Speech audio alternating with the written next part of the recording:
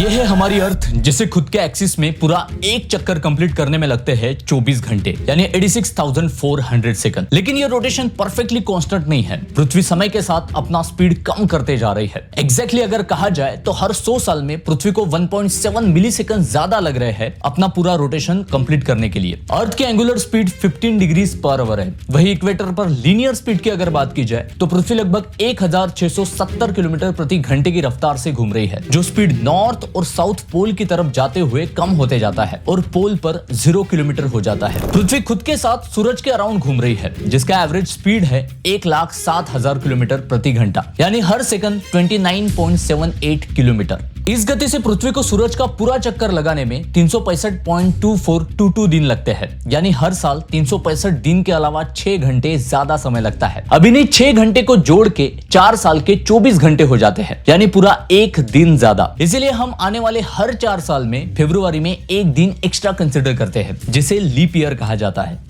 अब एग्जैक्टली फरवरी में ही leap year के दिन को क्यों ऐड किया गया, इसके पीछे बहुत ही इंटरेस्टिंग कहानी है, जिसे हम किसी और वीडियो में डिस्कस करेंगे। फिलहाल आज के टॉपिक पर डिटेल में चर्चा करते हैं। अभी 2020 के बाद वैज्ञानिकों ने अर्थ रोटेशन पर एक बहुत ही अजीब चीज नोटिस की, और यह बदलाव सिर्फ एक बार नहीं बल्कि कई बार नोटिस किया गया। इस ग्राफ को अर्थ इन हरी नाम दिया गया है। जैसा कि आप इस ग्राफ में देख सकते हो, 19 जुलाई 2020, 9 जुलाई 2021 और 29 जून 2022 इन 3 दिनों में पृथ्वी को अपना रोटेशन पूरा करने के लिए 1.47, 1.46 और 1.59 मिलीसेकंड कम समय लगा, जो बहुत ही शॉकिंग बात है। 2025 में इन डेट्स को सेम इंसिडेंट 3 बार नोटिस किया गया, जिसकी फ्रीक्वेंसी हर आने वाले साल बढ़ती ही जा रही है, जिसे आज तक कई न्यूज आउटलेट्स ने कवर किया है। तो आखिर क्यों पृथ्वी की गति तेज होती जा रही है? क्या पृथ्वी पर आने वाले दिन 24 घंटे से कम होंगे? गति बढ़ने की वजह से हमें क्या बदलाव नजर आ सकते हैं? आखिर हम अर्थ स्पीड को किस तरह से नापते हैं? क्या यह गति का बढ़ना कोई एक संकेत है या फिर जस्ट अ नेचुरल साइकिल? नमस्कार, मैं मोहित। दोस्तों, आज की इस वीडियो में हम इन्हीं सवालों को जानने की कोशिश करेंगे। This summer, you will lose more time because the Earth is spinning faster and days are getting shorter. No, really, spinning faster. And that's making some days marginally shorter. It may not be necessarily noticeable, but the 24-hour standard isn't so much standard as of late.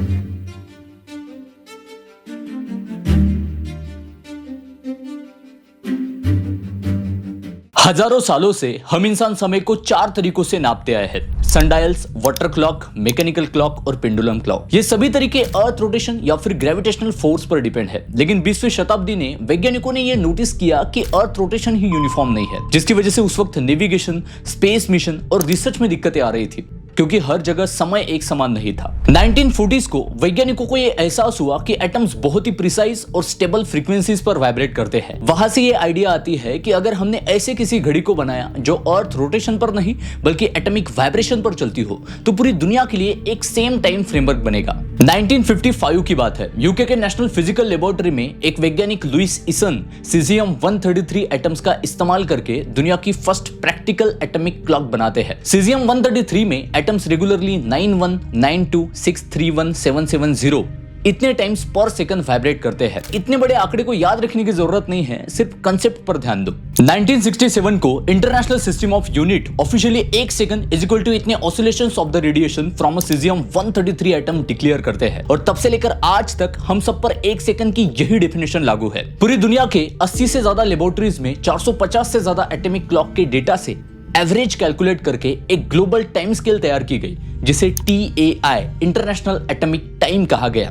अब earth rotation का समय कई बार atomic time से नहीं मिलता था, जिन्हें balance करने के लिए 1972 को UTC यानी कोऑर्डिनेटेड यूनिवर्सल टाइम सिस्टम लागू की गई, जो अर्थ रोटेशन के साथ अलाइन रहने के लिए लीप सेकंड को ऐड कर सकता था या फिर हटा सकता था। आज की तारीख में हमारे सभी मोबाइल फोन्स, लैपटॉप और सभी डिजिटल डिवाइसेस इसी टाइम सिस्टम पर वर्क करते हैं, इसलिए टाइम के आगे UTC लिखा होता है। दोस्तों, ये सिस्टम इतनी ज्यादा एक्यूरेट है कि इसमें 1 सेकंड का एरर 15 से 30 बिलियन सालों में आ सकता है। इतनी तो हमारे पूरे यूनिवर्स की भी एज नहीं है। वैसे हमारे यूनिवर्स की एज क्या है?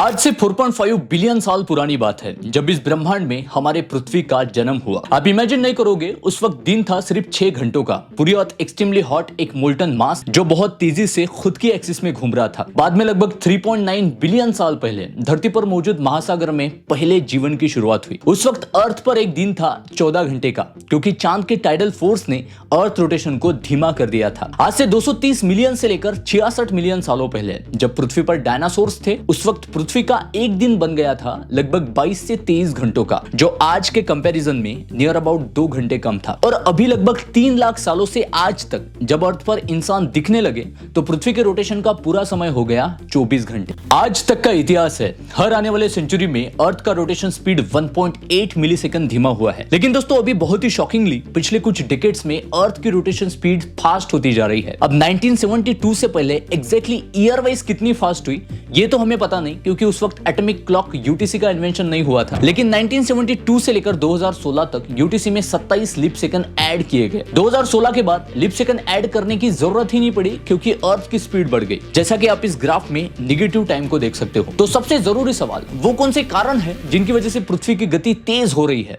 आइए समझते हैं। पृथ्वी पर 2 मुख्य पोलराइज रीजन है, आर्कटिक यानी नॉर्थ पोल और अंटार्कटिक यानी साउथ पोल। साउथ पोल पर ही दुनिया का 90% बर्फ मौजूद है, जो लगभग 14 मिलियन स्क्वायर किलोमीटर एरिया में फैला है, जिसकी थिकनेस 4.8 किलोमीटर है। टोटल आइस मास की अगर बात की जाए तो वो है 26.5 मिलियन गीगाटन, जो अगर मेल्ट हो गया तो पूरी दुनिया में लगभग 58 मीटर सी वाटर लेवल बढ़ जाएगी। वर्ल्ड वाइल्ड लाइफ ऑर्गेनाइजेशन के अकॉर्डिंग साल 1900 के बाद दुनिया भर के ग्लेशियर्स तेजी से पिघलते जा रहे हैं। इनफैक्ट साल 2100 तक दुनिया के 1/3 ग्लेशियर्स पूरी तरह मेल्ट हो जाएंगे, जिसके पीछे मेन वजह ह्यूमन एक्टिविटीज, इंडस्ट्रियल रिवोल्यूशन और बाकी ग्रीन हाउस गैसेस के इमिशन, जिसकी वजह से एटमॉस्फेरिक टेम्परेचर बढ़ता जा रहा है और अल्टीमेटली ग्लेशियर्स तेजी से मेल्ट हो रहे हैं। अब दोस्तों टेम्परेचर बढ़ना और ग्लेशियर्स मेल्ट होने का संबंध पृथ्वी के स्पीड बढ़ने के साथ कैसे है, तो इसे एक एग्जाम्पल से समझने की कोशिश करते हैं। सोचो कि एक पब्लिक स्केटर है, जैसा कि आप इस वीडियो में देख सकते हो। जब तक उस लड़की के हाथ बाहर फैले हुए हैं तो बॉडी वेट्स बाहर की तरफ स्प्रेड होने की वजह से उसकी स्पीड धीमी है। जब वो अपने हाथ अंदर खींच लेती है तो मास सेंटर के पास आने की वजह से उसकी स्पिनिंग स्पीड बढ़ जाती है। ये सिंपली फिजिक्स का एक रूल है, conservation of angular momentum. Same पृथ्वी पर भी क्लाइमेट चेंज की वजह से जब आइस मेल्ट होकर पानी बनता है तब अर्थ का वेट बैलेंस चेंज होता है और पानी इक्वेटर की तरफ बढ़ने लगता है, जिसकी वजह से ज्यादा मास सेंटर की तरफ आने लगता है और पृथ्वी थोड़ा फास्ट स्पिन करने लगती है। दोस्तों हमारी पृथ्वी 4 लेयर्स में डिवाइडेड है। क्रस्ट, ऊपर वाली परत जो 5 से 70 किलोमीटर की होती है। सेकंड लेयर है अर्थ का सबसे बड़ा हिस्सा मेंटल। थर्ड आउटर कोर जो पूरा लिक्विड है और फोर्थ लेयर है पूरी तरह सॉलिड सेंटर, इनर कोर। यहाँ का तापमान लगभग 5000 से 6000 डिग्री सेल्सियस होता है। अब 2023 की बात है जब नेचर जियोसाइंस जर्नल में एक स्टडी पब्लिश होती है। उस रिसर्च के अकॉर्डिंग अर्थ का इनर कोर जो नॉर्मली अर्थ रोटेशन से थोड़ा फास्ट मूव करता है, वो पिछले 15 से 20 सालों से काफी धीमा हो गया है, या फिर हो सकता है लगभग रुक चुका हो। ऐसा क्लियरली उनके वेबसाइट पर मेंशन है। अब इनर कोर स्लो होने की वजह से उसका इंपैक्ट आउटर अर्थ लेयर पर दिखता है, जिसकी वजह से अर्थ की रोटेशन स्पीड थोड़ी बढ़ जाती है। इस पूरे एक्सचेंज प्रोसेस को core mantle angular momentum transfer कहते हैं। अब दोस्तों क्लाइमेट चेंज और अर्थ रोटेशन के अलावा ओशन करंट्स, अल नीनो और ला नीना जैसे इवेंट्स और भूकंप भी अर्थ रोटेशन को अफेक्ट करते हैं। तो सबसे बड़ा सवाल यहाँ पे ये उठता है कि इसी तरह से अगर अर्थ की स्पीड बढ़ती गई तो क्या होगा। नासा के एक वैज्ञानिक डॉक्टर स्टीन ओडेनवॉल्ट के अकॉर्डिंग पृथ्वी की स्पीड बढ़ने से हम इंसानों की बायोलॉजिकल क्लॉक डिस्टर्ब होती है और जीपीएस, सैटेलाइट नेविगेशन,